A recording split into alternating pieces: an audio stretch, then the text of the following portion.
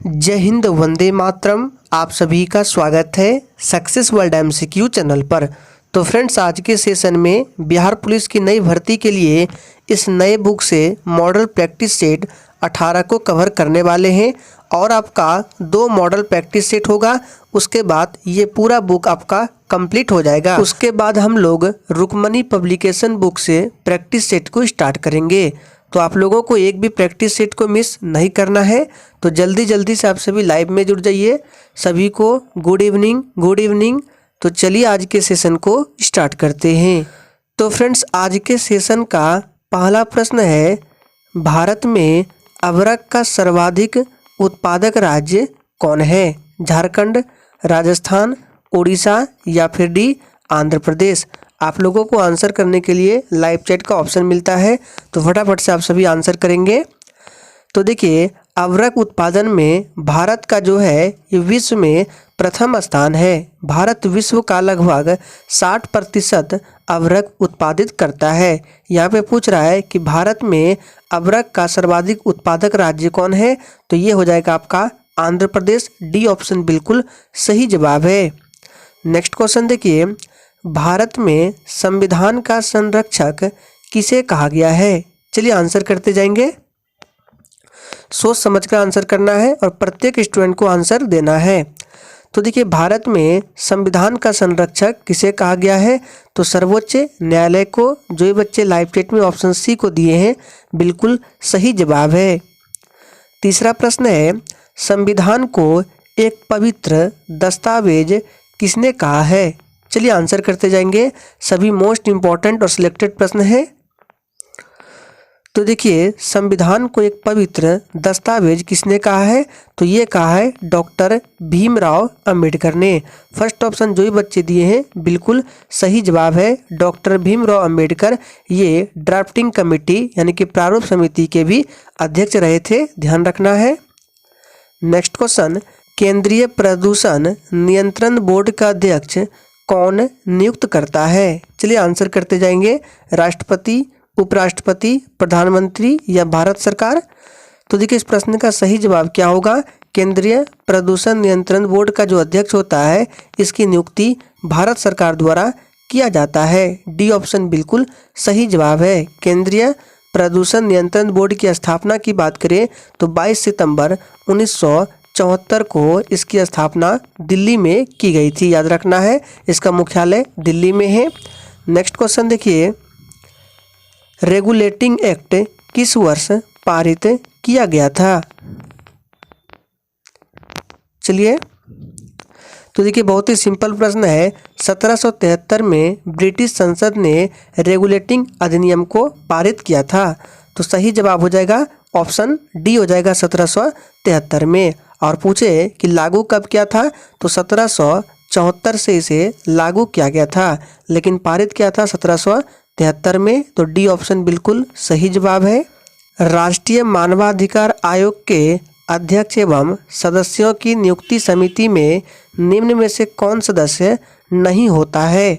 फटाफट से आंसर करते जाएंगे। और देखिए, जो भी स्टूडेंट चैनल पर पहली बार आए हैं उनको बता दें, डेली 8:30 बजे बिहार पुलिस एग्जाम के लिए प्रैक्टिस सेट कराया जाता है। इसलिए आप लोग चैनल को सब्सक्राइब करके साथ में बेल आइकन को जरूर प्रेस कर लें। तो राष्ट्रीय मानवाधिकार आयोग के अध्यक्ष एवं सदस्यों की नियुक्ति समिति में निम्न में से कौन सदस्य नहीं होता है? तो राज्यसभा का जो सभापति है ये सदस्य नहीं होता है। बी ऑप्शन बिल्कुल सही जवाब है, ध्यान रखना है। और राष्ट्रीय मानवाधिकार आयोग के अध्यक्ष एवं सदस्यों की नियुक्ति जो है ये राष्ट्रपति द्वारा प्रधानमंत्री के नेतृत्व में की जाती है। संविधान सभा द्वारा स्थापित मौलिक अधिकारों और अल्पसंख्यकों हेतु सलाहकार समिति के अध्यक्ष कौन थे? चलिए आंसर करते जाएंगे। तो देखिए, कौन थे? तो अध्यक्ष थे सरदार पटेल। बी ऑप्शन बिल्कुल सही जवाब है। अच्छा, आप लोग थोड़ा सा लाइव चैट में आंसर बताएंगे कि सरदार वल्लभ भाई पटेल को सरदार की उपाधि किस आंदोलन के दौरान मिला था? फटाफट से आंसर बताएंगे लाइव चैट में। चलिए, तो देखिए जो ये बच्चे बारदोली सत्याग्रह दे रहे हैं, बिल्कुल सही जवाब है। बारदोली की महिलाओं ने बारदोली सत्याग्रह में सरदार वल्लभ भाई पटेल को सरदार की उपाधि दी थी। नेक्स्ट क्वेश्चन, राज्य मानवाधिकार आयोग के अध्यक्ष और सदस्यों की नियुक्ति निम्न में से किसके द्वारा की जाती है? चलिए, तो देखिए राज्य मानवाधिकार आयोग के अध्यक्ष एवं सदस्यों की नियुक्ति राज्यपाल एक समिति की अनुशंसा पर करते हैं और उस समिति का प्रमुख राज्य का मुख्यमंत्री होता है। तो सही जवाब क्या हो जाएगा? राज्यपाल हो जाएगा। राज्यपाल की नियुक्ति कौन करता है? तो राष्ट्रपति के द्वारा किया जाता है। राज्यपाल बनने के लिए न्यूनतम उम्र सीमा पूछा जाता है, तो 35 वर्ष है। राष्ट्रपति के लिए भी 35 वर्ष है। भारत में पंचायती राज की त्रिस्तरीय व्यवस्था का अनुमोदन किस समिति के द्वारा किया गया था? चलिए आंसर बताएंगे। Times up. तो देखिए 1957 में बलवंत राय मेहता समिति ने त्रिस्तरीय पंचायतों के गठन की सिफारिश की थी। उनके अनुसार 3 स्तरों पर पंचायती राज संस्थाओं का गठन होना था, जिला स्तर पर, ब्लॉक स्तर पर और ग्राम स्तर पर। तो सही जवाब क्या हो जाएगा? बलवंत राय मेहता समिति। नेक्स्ट क्वेश्चन, द्वितीय पंचवर्षीय योजना किस मॉडल पर आधारित थी? चलिए आंसर करते जाएंगे। देखिए बिल्कुल सिलेक्टेड प्रश्न है और आपको क्वेश्चंस के लेवल को देखकर भी पता चल गया होगा कि सारे प्रश्न इंपॉर्टेंट है। तो देखिए द्वितीय पंचवर्षीय योजना जो है ये किस मॉडल पर आधारित थी? तो याद रखना है ये जो है महालनोबिस मॉडल पर आधारित थी। डी ऑप्शन बिल्कुल सही जवाब है। द्वितीय पंचवर्षीय योजना का कार्यकाल 1956 से 61 तक था और प्रथम पंचवर्षीय योजना जो है ये किस मॉडल पर था? तो हेरल्ड डोमर मॉडल। ध्यान रखना है, आपसे पूछ सकता है कि प्रथम पंचवर्षीय योजना किस मॉडल पर आधारित थी? तो हेरल्ड डोमर मॉडल, जो कि ऑप्शन बी में दिया गया है। और प्रथम पंचवर्षीय योजना का कार्यकाल 1951 से 56 तक था। ध्यान रखना है। नेक्स्ट क्वेश्चन, नाबार्ड संबंधित है। चलिए, तो देखिए नाबार्ड जो संबंधित है ये राष्ट्रीय कृषि बैंक तथा ग्रामीण विकास से संबंधित है। सी ऑप्शन जो ये बच्चे दिए हैं बिल्कुल सही जवाब है। नाबार्ड की स्थापना की बात करें तो 12 जुलाई 1982 ईस्वी को इसकी स्थापना की गई थी और इसका हेड क्वार्टर यानी कि मुख्यालय जो है ये मुंबई में है। नेक्स्ट क्वेश्चन, सतत विकास का आधार क्या है? और देखिए अगर आप लोगों को सेशन थोड़ा भी पसंद आ रहा है तो प्लीज़ सभी लोग सेशन को दिल से लाइक करेंगे और सेशन को अपने सभी दोस्तों के साथ शेयर करेंगे ताकि आपको एग्जाम तक ऐसे ही वीडियो मिलते रहे। तो सतत विकास का आधार क्या है? तो देखिए सतत आर्थिक विकास का अर्थ होता है वर्तमान की आवश्यकताओं भविष्य पर बिना किसी ऋणात्मक प्रभाव के द्वारा करने से है। तो देखिए एक भी ऑप्शन में इस तरह के नहीं है, तो इसका सही जवाब हो जाएगा उपर्युक्त में से कोई नहीं। संयुक्त वन प्रबंधन की धारणा भारत में किस दौरान प्रस्तावित की गई थी?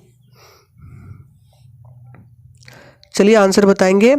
तो देखिए इसका सही जवाब हो जाएगा सन 1980 में। बी ऑप्शन सही जवाब है। निम्नलिखित लक्षणों में से कौन सा एक लक्षण पक्षियों और स्तनधारियों दोनों में नहीं पाया जाता है? चलिए आंसर करते जाएंगे, इंपॉर्टेंट प्रश्न है। चलिए तो देखिए इस प्रश्न को थोड़ा सा एक्सप्लेन कर देते हैं। तो स्तनधारी में क्या होता है? स्तनधारी सजीव प्रजनकता प्रदर्शित करते हैं। इसका अर्थ होता है कि स्तनधारी जो होते हैं ये पूर्ण विकसित शिशु को जन्म देते हैं जिसका विकास गर्भाशय में होता है, जबकि पक्षियों में ऐसा नहीं होता है। पक्षी अंडज युक्त का प्रदर्शन करते हैं अर्थात अंडे देते हैं। तो इसमें पूछा जा रहा है कि कौन सा लक्षण पक्षियों और स्तनधारियों दोनों में नहीं पाया जाता है? तो ये हो जाएगा सजीव प्रजनकता। बी ऑप्शन बिल्कुल सही जवाब है, ध्यान रखना है। निम्नलिखित में से कौन मृत कोशिका का बना होता है? चलिए आंसर बताएंगे। और देखिए अगर आप लोगों को किसी भी प्रश्न में थोड़ा भी डाउट होता है तो तुरंत आप कमेंट करके पूछ सकते हैं। तो कौन मृत कोशिका का बना होता है? सही जवाब है काग। नारियल के खाने वाले भाग की रूपात्मक प्रकृति क्या है? ये प्रश्न आप लोगों के लिए इम्पोर्टेंट है, इसको ध्यान रखें। तो देखिए इस प्रश्न का सही जवाब क्या हो जाएगा? नारियल के खाने वाले भाग की रूपात्मक प्रकृति है भ्रूणपोष। सी ऑप्शन बिल्कुल सही जवाब है। नील हरित शैवाल किस पौधे में नहीं पाई जाती है? फटाफट से आंसर करते जाएंगे। तो देखिए नील हरित शैवाल जो है ये पाइनस के पौधे में नहीं पाई जाती है, जबकि साइकस, आजोला, एंथोसिरोस इन सभी में नील हरित शैवाल पाए जाते हैं। तो सही जवाब हो जाएगा बी, पाइनस में नहीं पाई जाती है। मांसाहारी पादपों की ट्रैपों में होता है। चलिए तो देखिए मांसाहारी पादपों के ट्रैपों में एक प्रकार का पाचक एंजाइम होता है। तो इसका सही जवाब क्या हो जाएगा? बी ऑप्शन, पाचक एंजाइम। साइनोफेज विषाणु है जो संक्रमित करता है कवक को, जीवाणु को, नील हरित शैवाल को या निमेटोड को। तो देखिए इसका सही जवाब क्या होगा? याद रखना है ब्लू ग्रीन शैवाल वास्तव में साइनोबैक्टीरिया के रूप में जाना जाता है। याद रखना है ब्लू ग्रीन शैवाल जिसको साइनोफेज विषाणु बोला जाता है, जो क्या करते हैं? वायरस नील हरे शैवाल को संक्रमित करता है।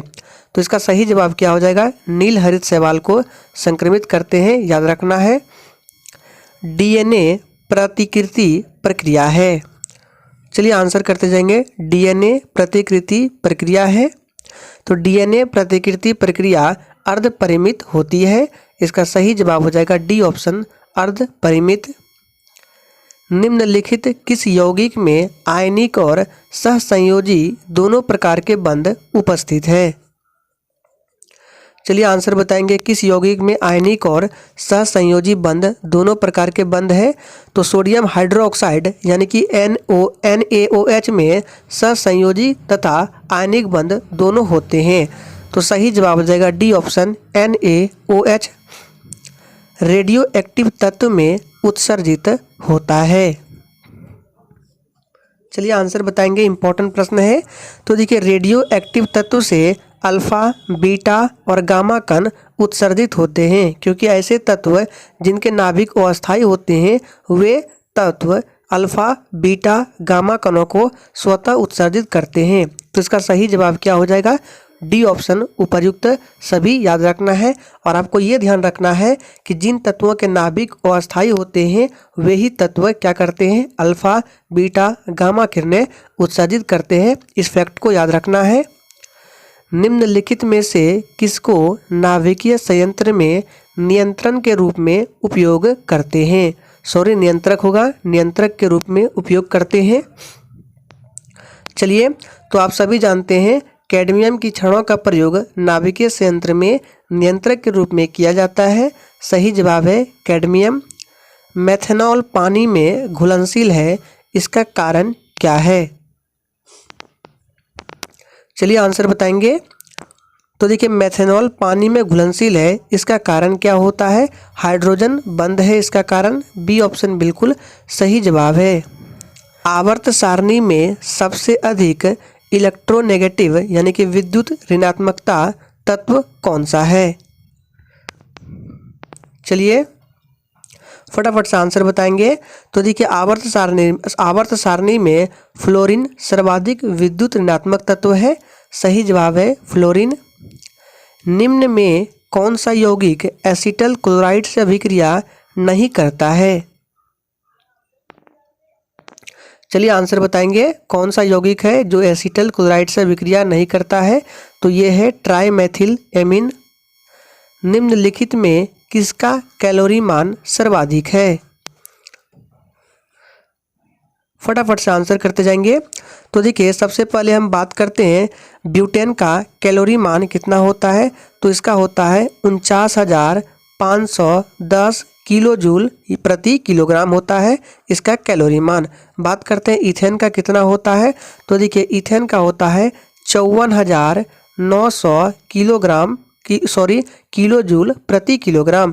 प्राकृतिक गैस का होता है 43,000 और किसका बचा, मीथेन का कितना होता है, इसका होता है 55,530। तो सबसे अधिक किसका होगा, मीथेन का होगा, इसका होता है 55,530 किलो जूल प्रति किलोग्राम। सूर्य के प्रकाश में ईंधन तथा क्लोरीन की क्रिया का अंतिम उत्पाद क्या है। चलिए आंसर बताएंगे। तो देखिए सूर्य के प्रकाश में ईथेन तथा क्लोरीन की क्रिया का अंतिम उत्पाद हेक्सा क्लोरोएथेन बनता है। तो सही जवाब हो जाएगा सी ऑप्शन। क्लोरीन गैस को निम्न पर शुष्क करते हैं। चलिए तो देखिए सांद्र H2SO4 का प्रयोग क्लोरीन गैस को शुष्क करने के लिए किया जाता है। इसका सही जवाब क्या हो जाएगा, सांद्र सल्फ्यूरिक अम्ल, डी ऑप्शन सही जवाब है। प्राचीन भारत के एक महान शिक्षा केंद्र विक्रमशिला महाविहार की स्थापना किसने की थी। चलिए आंसर बताएंगे। तो देखिए इसकी स्थापना जो है पाल नरेश धर्मपाल के द्वारा करवाया गया था। तो सही जवाब हो जाएगा सी ऑप्शन। बौद्ध, हिंदू एवं जैन शैलकृत गुहाएं एक साथ विद्यमान है, कहाँ पर है। तो देखिए ये विद्यमान कहाँ पर है, तो एलोरा में है, सी ऑप्शन सही जवाब है। गौतम बुद्ध ने किस स्थान पर अपना प्रथम उपदेश दिया था। चलिए बहुत ही सिंपल प्रश्न है। तो ये दिया था, जो ये बच्चे डी को दिए हैं बिल्कुल सही जवाब है, सारनाथ में दिया था। और गौतम बुद्ध के प्रथम धर्म उपदेश को धर्म चक्र प्रवर्तन के नाम से जाना जाता है। और गौतम बुद्ध की मृत्यु को महापरिनिर्वाण के नाम से जाना जाता है। प्राचीन काल के महान विधि निर्माता कौन थे। और देखिए जितने भी लोग सेशन को वॉच कर रहे हैं सभी लोगों ने अभी तक लाइक नहीं किया है, तो फटाफट से सभी लोग सेशन को लाइक करें। तो प्राचीन काल के महान विधि निर्माता कौन थे, इसका सही जवाब है महाराज मनु, यानी कि सी ऑप्शन सही जवाब है। निम्नलिखित में से मध्य एशिया के किस शासक ने 1192 में उत्तर भारत को जीता था। चलिए आंसर बताएंगे किसने जीता था। तो देखिए उत्तर भारत को जीता था किसने, संसवानी वंश के शासक शिहाबुद्दीन मोहम्मद गौरी ने, यानी कि सी ऑप्शन सही जवाब है। निम्नलिखित में से कौन मध्यकालीन भारत की प्रथम महिला शासिका थी। चलिए आंसर बताएंगे। तो देखिए कौन मध्यकालीन भारत की प्रथम महिला शासिका थी, तो इल्तुतमिश की पुत्री रजिया सुल्तान मध्यकालीन भारत की प्रथम महिला शासिका थी। रजिया सुल्तान का जो कार्यकाल है 1236 से लेकर 1240 तक है, याद रखना है 1240 तक दिल्ली सल्तनत की शासिका रही। तो सही जवाब हो जाएगा रजिया सुल्तान। निम्नलिखित में से किसने अपने बादशाह पति के लिए मकबरे का निर्माण करवाया था। चलिए तो देखिए दिल्ली में हुमायूं के मकबरे का निर्माण हुमायूं की बेगम तथा अकबर की सौतेली माँ हाजी बेगम ने 1564 ईस्वी में करवाया था। तो इसका सही जवाब क्या हो जाएगा, हाजी बेगम ने, याद रखना है हाजी बेगम ने अपने बादशाह पति के लिए मकबरे का निर्माण करवाया था। कहाँ, तो दिल्ली में, याद रखना है, जिसे हुमायूं का मकबरा बोला जाता है। सारनाथ स्थित है। चलिए तो देखिए सारनाथ कहाँ स्थित है, तो सारनाथ उत्तर प्रदेश में वाराणसी के समीप स्थित है। सही जवाब है डी ऑप्शन, सारनाथ उत्तर प्रदेश। अशोक महान का राज्यारोहण कब हुआ था, फटाफट से आंसर बताएंगे। चलिए तो देखिए अशोक का वास्तविक राज्याभिषेक जो है ये 269 ईसा पूर्व में हुआ था, जबकि उसने 273 ईसा पूर्व में ही सत्ता पर कब्जा कर लिया था। तो इसका सही जवाब क्या हो जाएगा, 273 हो जाएगा, याद रखना है सी ऑप्शन बिल्कुल सही जवाब है। और राज्याभिषेक से पहले अशोक जो है ये उज्जैन का राज्यपाल था। आपसे पूछ सकता है कि राज्याभिषेक से पहले अशोक कहाँ का राज्यपाल था, तो उज्जैन का राज्यपाल था। इंग्लैंड की रानी एलिजाबेथ प्रथम का समकालीन भारतीय राजा कौन था। चलिए आंसर बताएंगे। तो कौन था? ये अकबर था। फर्स्ट ऑप्शन सही जवाब है। और देखिए एलिजाबेथ के ही समय में 1600 ईस्वी में ईस्ट इंडिया कंपनी की स्थापना हुई थी। निम्न में से किसमें कहवा की खेती का क्षेत्र सर्वाधिक पाया जाता है? और देखिए आपको जितने भी एक्स्ट्रा फैक्ट बताते हैं, अगर आप लोगों को नहीं पता है तो आप लोग कॉपी में नोट डाउन कर लीजिए। तो देखिए भारत में कहवा की खेती दक्षिण भारत में होती है। इसके मुख्य उत्पादक राज्य कौन कौन से हैं? कर्नाटक, केरल एवं तमिलनाडु है। लेकिन कहवा की सर्वाधिक खेती आपका कर्नाटक हो जाएगा, कर्नाटक में की जाती है। कर्नाटक में भारत के कुल उत्पादन का लगभग 68% कॉफ़ी अकेले ही उत्पादन करता है। तो कर्नाटक राइट आंसर है। कौशल किस फसल की उन्नत प्रजाति है? चलिए तो देखिए कौशल जो है ये मूंगफली की प्रजाति है। सी ऑप्शन सही जवाब है। निम्नांकित में से गेहूं की फसल का कौन सा रोग है? चलिए तो देखिए गेहूं की फसल का रोग कौन सा है? तो रस्ट है। फर्स्ट ऑप्शन सही जवाब है। आप लोग थोड़ा सा कमेंट करके बताएंगे कि टिक्का रोग ये किस फसल से संबंधित है। एग्जाम में पूछा भी गया है, देखते हैं कितने बच्चे आंसर करते हैं। भारत में पेट्रोलियम का अग्रणी उत्पादक राज्य कौन है? चलिए तो देखिए भारत में पेट्रोलियम का अग्रणी उत्पादक राज्य गुजरात है। यहाँ देश के कुल तेल उत्पादन का 22% भाग उत्पादित किया जाता है। सही जवाब है गुजरात। भारत में निम्न में से कौन एक कोयले का सबसे बड़ा उत्पादक है? चलिए आंसर करते जाएंगे। तो देखिए ऐसे तो कोयले का सबसे बड़ा उत्पादक राज्य झारखंड है, लेकिन ऑप्शन में झारखंड नहीं है। दूसरे स्थान पर आपका छत्तीसगढ़ आता है, छत्तीसगढ़ भी ऑप्शन में नहीं है। तो उसके बाद आपका उड़ीसा राइट आंसर हो जाएगा। याद रखना है सी ऑप्शन बिल्कुल सही जवाब है। निम्नलिखित राज्यों में कौन एक अभ्रक का उत्पादन नहीं करता है? चलिए आंसर बताएंगे। कौन राज्य अभ्रक का उत्पादन नहीं करता है? तो मध्य प्रदेश नहीं करता है। अब यहाँ से आपके हिंदी के प्रश्न है, विद्यालय का सही संधि विच्छेद क्या है? सोच समझकर आंसर करना है। तो देखिए विद्यालय का संधि विच्छेद क्या होता है? विद्या जोड़ आलय, जो कि ऑप्शन ए में दिया गया है। फर्स्ट ऑप्शन बिल्कुल सही जवाब है। नेक्स्ट क्वेश्चन है, अपने हाथ से स्वयं काम करो वाक्य का शुद्ध रूप क्या होगा? चलिए तो देखिए इस वाक्य का शुद्ध रूप जो होगा ये क्या हो जाएगा? अपना काम स्वयं करो, जो कि ऑप्शन ए में दिया गया है। नेक्स्ट क्वेश्चन, त्रिभुज शब्द में कौन सा समास है? चलिए तो देखिए त्रिभुज का मतलब क्या होता है? तीन भुजाओं का समाहार या समूह बोल सकते हैं। तो इसका सही जवाब हो जाएगा कौन सा समास है? द्विगु समास है। द्विगु समास किसे कहते हैं?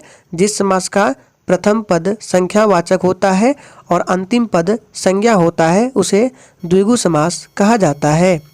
छठी का दूध याद आना का सही अर्थ क्या है? चलिए तो देखिए इस मुहावरे का सही अर्थ है बुरा हाल होना। तो देखिए किस ऑप्शन में है? फर्स्ट में है। लास्ट क्वेश्चन, इनमें से सूर्य की रचना कौन सी नहीं है? यहाँ पे देखिए सूर्य नहीं होगा, सूर होगा, ठीक है। इनमें से कौन सी रचना सूर्य की नहीं है? तो देखिए सूर सागर, सूर सरावली तथा साहित्य लहरी आदि जो है ये कृष्ण भक्ति शाखा के प्रमुख कवि सूरदास की रचना है। तो देखिए ऑप्शन डी जो है रास पांचाध्यायी ये सूर्य की रचना नहीं है, बाकी तीनों जो है ये सूर्य की रचना है। तो फ्रेंड्स आज के सेशन में हम लोगों ने 50 प्रश्नों को कवर किया और इसका पीडीएफ आपको टेलीग्राम चैनल पर मिल जाएगा। डिस्क्रिप्शन बॉक्स में टेलीग्राम चैनल का लिंक है। अगर सेशन अच्छा लगा हो तो प्लीज़ सभी लोग सेशन को लाइक करें और सेशन को शेयर करें।